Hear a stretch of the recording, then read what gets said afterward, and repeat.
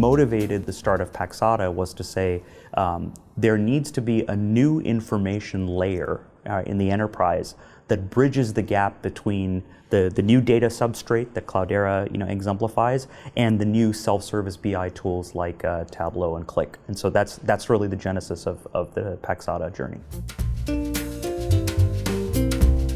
We have to play in the customer's landscape around the business challenges that they're having with data, and we are an important part of the chain, going from the raw data that's being landed in Hadoop and managed very effectively by Cloudera, all the way to the end user use cases. So for example, in the banking context, if you look at a company like Citi, from a customer perspective, they're looking to get customer intimacy. They're looking to understand their customers' behavior and offer other things that allow them to sell more to their customers.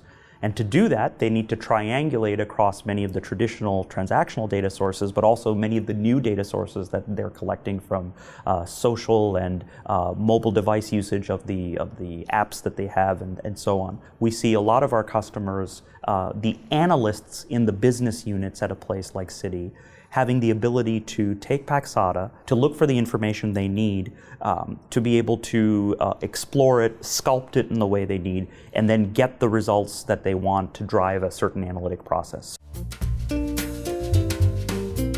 The power of our partnership with Cloudera is that, first of all, we run on top of the Cloudera platform. So what we are seeing people do with our technology in Cloudera is that they are able to shrink the cycle time from, I have a question, I have raw data, and now I need to turn it into something that I could actually make an analytically driven decision based on it. In many cases, we are seeing 100x, 1000x improvement, where somebody says, look, IT told us that to get this use case done, they were actually doing an IT ops monitoring solution where they were going to take data from ServiceNow and a bunch of ticketing systems and try to understand the efficiency of usage of equipment. They put that into the IT queue, right? And IT said, 2 months.